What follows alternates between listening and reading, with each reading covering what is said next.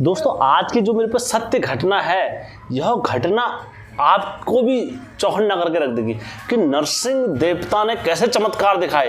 अक्सर चमत्कार देखने को कम दिखाते हैं नरसिंह देवता, लेकिन जिस तरीके से चमत्कार दिखाए नरसिंह देवता ने वो सबके लिए देखने। जिस तरीके से नरसिंह देवता ने चमत्कार दिखाए वह मेरे लिए भी आश्चर्यजनक थे। दोस्तों पहले घड़े से पैसे निकल जाना, फिर शेर का आ जाना, इस तरीके से चमत्कार दिखाए। पूरा विवरण इस कहानी में है। और दोस्तों हमेशा की तरह कहानी में आगे बढ़ने से पहले मेरे चैनल का इंट्रो।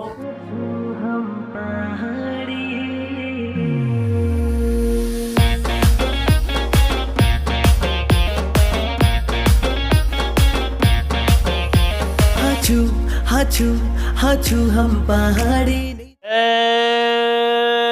बिरकारा बजरंगी, हर हर हर हर हर हर हर हर हर हर महादेव। आप सभी के परिवार के ऊपर महादेव की कृपा और बजरंग बली का आशीर्वाद हमेशा बने रहने चाहिए। दोस्तों आज की जो ये सत्य घटना है मेरे पास, ये पंकज नेगी जी ने मुझे दी गई है। और इस घटना में जो कोई भी नाम रहेंगे वो काल्पनिक रहेंगे।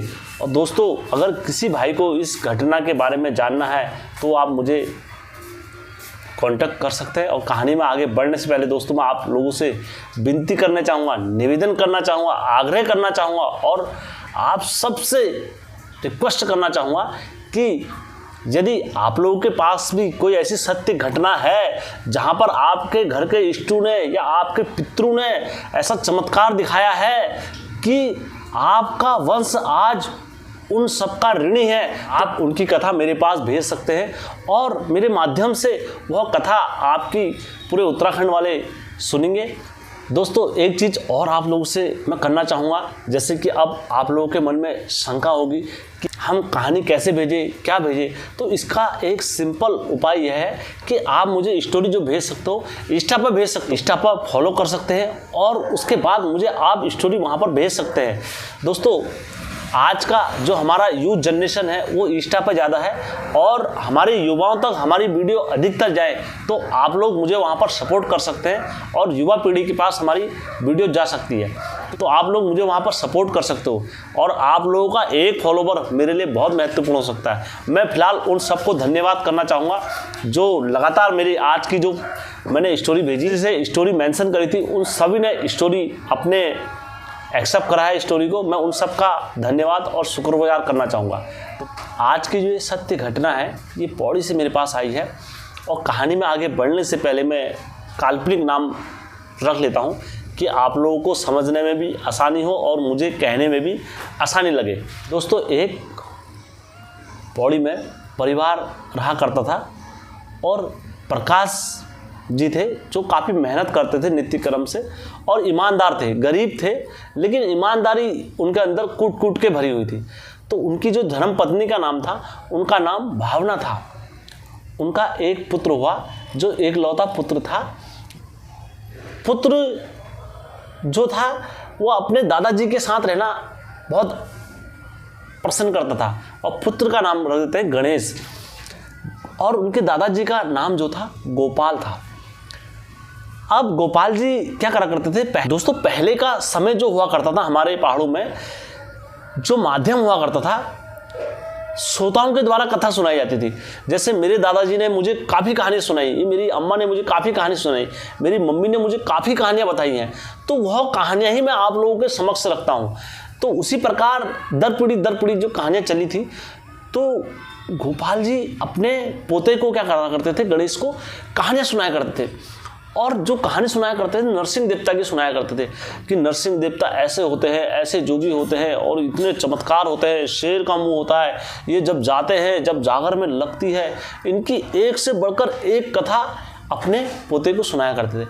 अब दोस्तों जिसका प्रचार होता है भगत भी तो उसी के होते हैं। अब देखो अक्सर आप देखना सोशल मीडिया पर महादेव का प्रचार खूब ज़्यादा है, तो महादेव के भगत भी उतने ज़्यादा हैं। और महादेव के भगत कोई डर के, कोई मन से नहीं, अपने दिल से करता है जो कोई भी करता है और महादेव को फॉलो अपने मन से करता है।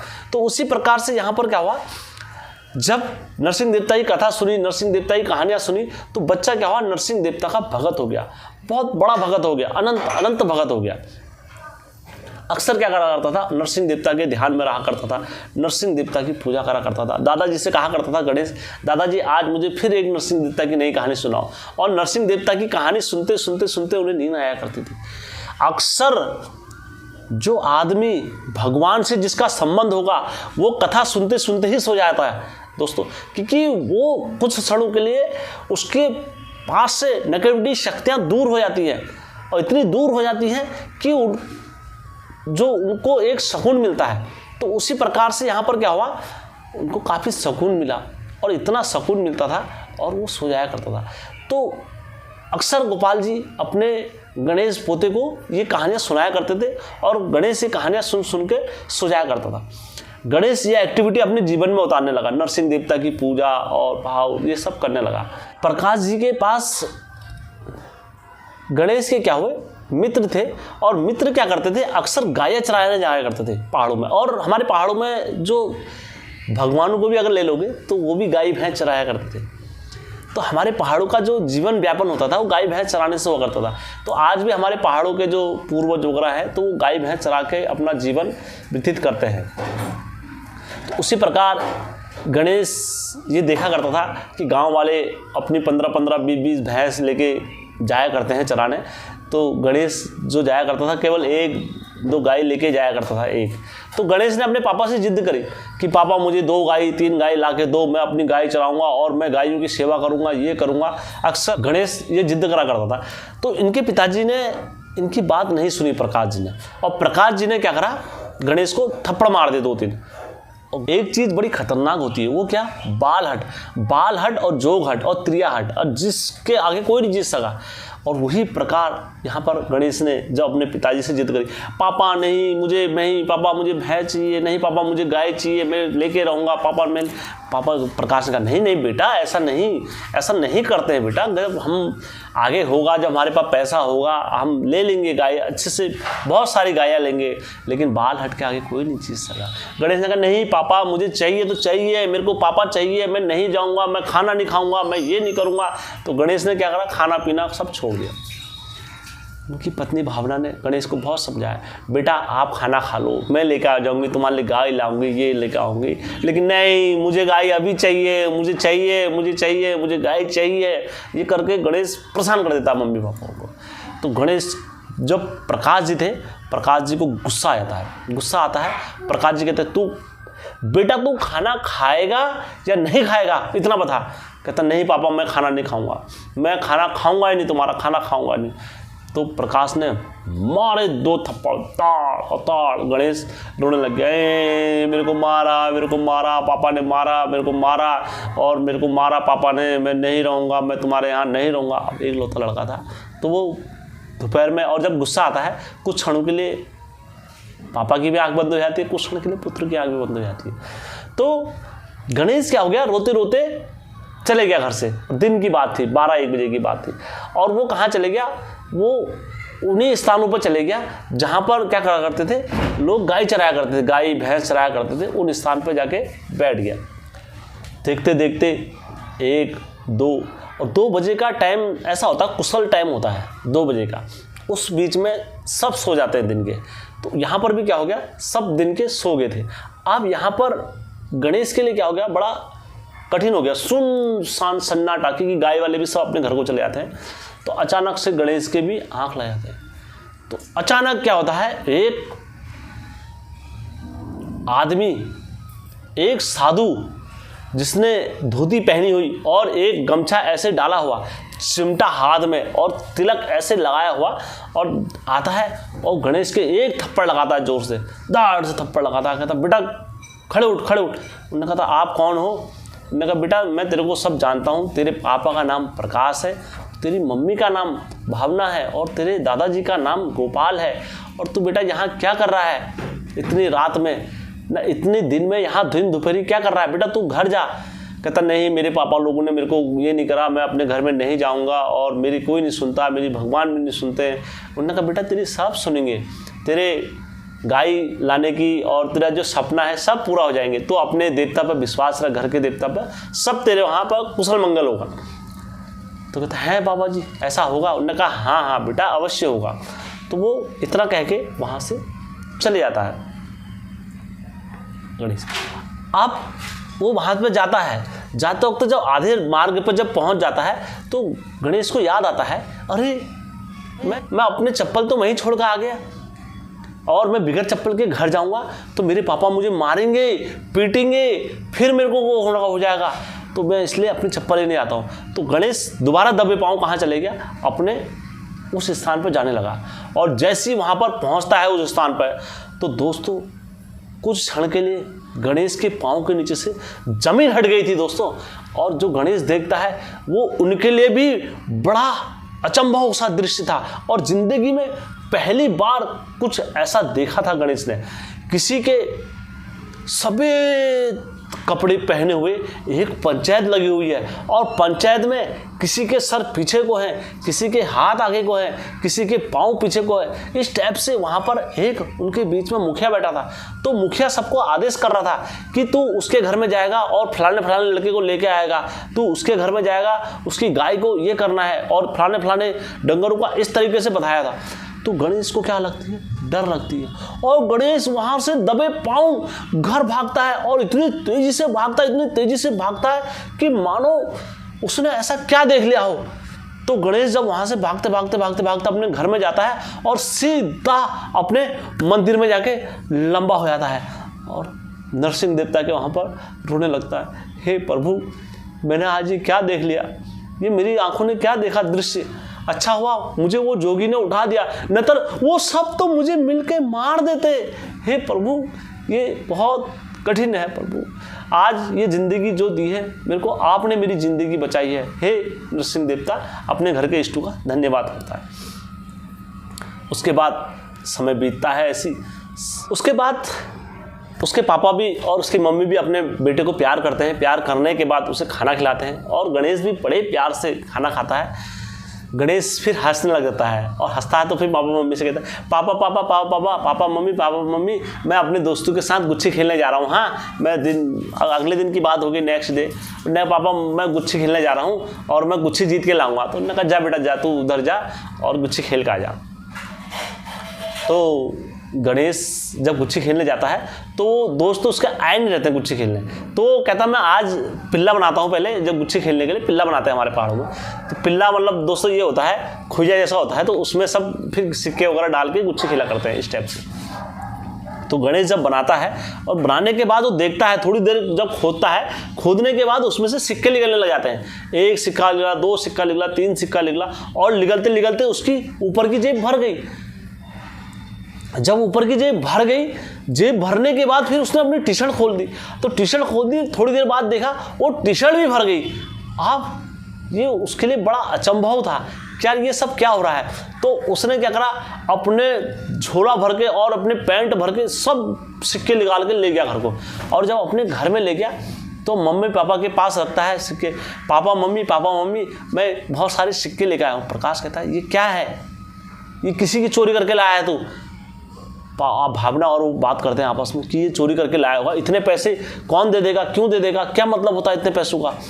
तो गणेश को मारते हैं। मारने के बाद गणेश कहता है नहीं पापा मैं नहीं पापा मैं चोरी करके नहीं लेकर आया हूँ, आप मेरे साथ चलो, मैं वहाँ पर से लेकर आया हूँ, मैं वहाँ पर से लेकर आया हूँ। कहता चल मेरे को जहाँ से लेकर आया तू मेरे पास चल।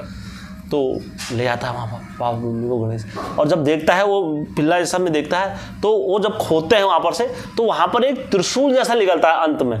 और जब त्रिशूल निकलता है तो वो त्रिशूल को उठा के डर जाते हैं, कहते हैं यार ये क्या है। तो वो अपने घर को आते हैं। घर आने के बाद गणेश को कहते हैं तू जल्दी बता, तू हमसे झूठ बोल रहा है, वहाँ पर अगर पैसे मिलते तो हमें भी मिलते ना, तो वहाँ पर त्रिशूल मिला, तू बता। इनने क्या करा, उसको फिर मारा। फिर मारने के बाद इस बार क्या करा गणेश ने, वो अपने फूफा के वहाँ चले गया। और अक्सर क्या होता है हमारे पहाड़ों में जो रिश्तेदारी होती है जैसे गधरे पार करके हुआ करती है, तो फूफा के वहाँ चले गया और फूफा को उसने बताया नहीं कि फूफा जी मैं अपना घर बार छोड़कर आया हूँ। तो फूफा जी ने कुशलवाल बोली बेटा सब ठीक है। उन्होंने कहा हाँ फूफा जी हम सब ठीक हैं और आप भी ठीक हो। उन्होंने कहा हाँ मैं सब ठीक है। तो जैसे जैसे शाम हुई तो शाम होते हुए इनने अपने सब रिश्तेदारों में पूछा। अब पापा मम्मी की टेंशन भी बढ़ गई, उन्होंने कहा कहाँ गया। और शाम तक अक्सर क्या होता है हम कहीं से पैसे चोर के आते हैं कहीं किसी के घर से, तो शाम तक हमारे घर में शिकायत आ जाती है। और शाम तक उनके घर में कोई शिकायत नहीं आई कि यार फलाने के लड़के ने चोरी कर दी या ऐसा कर दिया वो कर दिया, कोई इनके घर में कंप्लेंट नहीं आई। तो बाद में इनकी मम्मी को भी पछतावा हो गया। जैसे जैसे सूर्य अस्त होता रहा तो इनके पापा मम्मी ने कहा यार हमारा पुत्र गया कहाँ, आखिर कहाँ गया। तो इन्होंने अपने पुत्र को खोजना प्रारंभ करा और जब अपने पुत्र को खोजना प्रारंभ करा तो कहीं नहीं मिला। अब रात हो गई, शाम को ऐसी 7:30-8 बजे के टाइम पर, और बरसात का टाइम हुआ। जब इतनी रात हो गई तो इनको टेंशन हो गई। तो अब शाम के समय इनने क्या करा, फिर ये काफ़ी चिंता में पड़ गए और चिंता में पड़ने के बाद इन्होंने कहा कि अपने जब कोई कहीं से कोई सहारा नहीं होता है तो अंततः कहाँ जाया जाता है, अपने देवता के पास जाया जाता है। और अपने देवता के सम्मुख पहुँचे दोनों जने और वहाँ पर जाके माफ़ी मांगते हैं। कहते हैं हे नरसिंह देवता, महापाप हो गया हमसे, हमने अपने एक बच्चे पर हाथ उठाया है। हे नरसिंह देवता तुम हमारे पुत्र को ले आओ, हे नरसिंह देवता तुम ले आओ, हमारा पुत्र कहीं भी हो किस हालत में, हमारा उसके सिवा है ही कौन, हमारे पुत्र के सिवा हमारी रक्षा करने वाला कौन है, तुम जाओ और कहीं से भी करके लाओ, तुम हमारे घर के इष्ट हो, तुम्हारा दायित्व है। लास्ट में सब किसके डाल देते हैं दोस्तों, सब झोली देवतों के सर पर डाल देते हैं। तुम्हें लाना होगा, तुम होगे अगर जोशी मठ के नरसिंह देवता तो हमारे पुत्र को लेकर आओगे, तब हम तुम्हें घर में पूजेंगे। नरसिंह देवता तुम लेके आओ हमारे पुत्र को। जैसे इन्होंने कहा कि तुम जोशी मठ के नरसिंह देवता होगे तो दोस्तों इनकी पुकार कहाँ चलेगी, जोशी मठ चलेगी दोस्तों। तेरो पुरुषो नंग है गोचो अरे जोशी मठ मजा दोस्तों जोशी मठ में जो है वो ये जोशी मठ मजा हेला नोते नारा सिंगा ये भैया अधोरा तवली अधोरा यारा तपली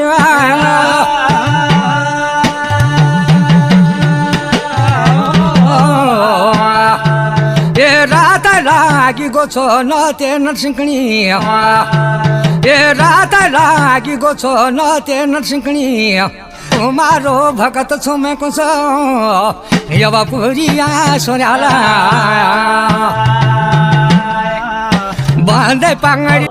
वहाँ 7:30 बजे करीबन उनके पुत्र का क्या हुआ, ऑटोमेटिकली दिमाग कहाँ को हो गया, घर की ओर को हो गया कि मुझे घर जाना है, मुझे घर जाना है।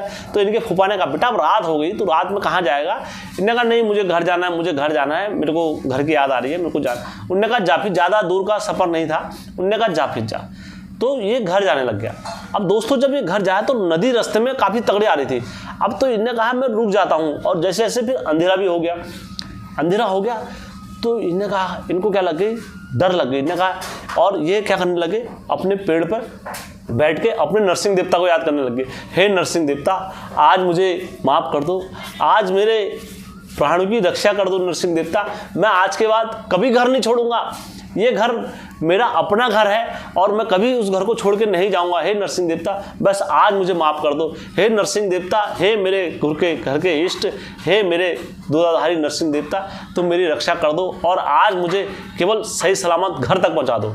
दोस्तों जब इतनी बात बच्चा भी कहता है तो एक बिजली कड़कती है अचानक से, और बच्चा क्या हो जाता है, अपने सामने एक विकराल भयंकर बब्बर शेर को अपने सामने पाता है।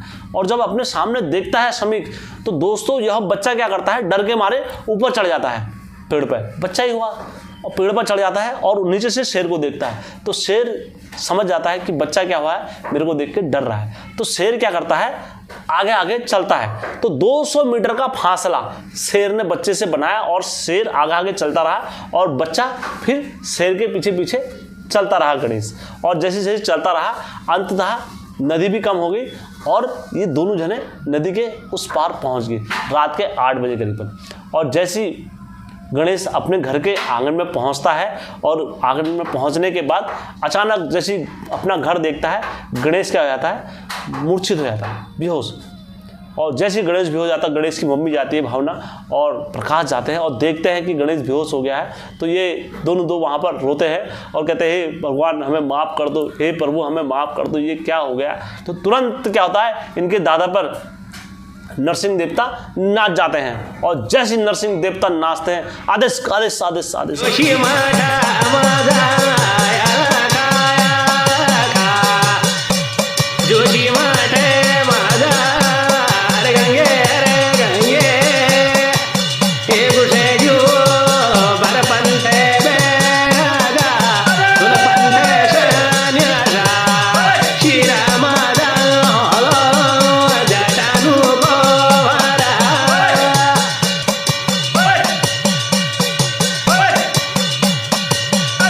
आदेश आदेश आदेश आदेश आदेश करके पकड़ते हैं अपना चिमटा और वहाँ पर आ जाते हैं। कहते हैं और गणेश के ऊपर जैसे हाथ रखते हैं, खट से गणेश अपनी आंखें खोल देता है। और जैसे अपनी आंखें खोलता है गणेश कहता है और उनके आगे हाथ छोड़ता दादाजी के आगे, दादाजी मैं कभी आज के बाद घर नहीं छोड़ के नहीं जाऊँगा, मैं दादाजी कभी नहीं छोड़ के जाऊँगा घर, मैं सच्ची कह रहा हूँ, हे नरसिंह देवता मैं अपना घर छोड़ के कभी नहीं जाऊँगा।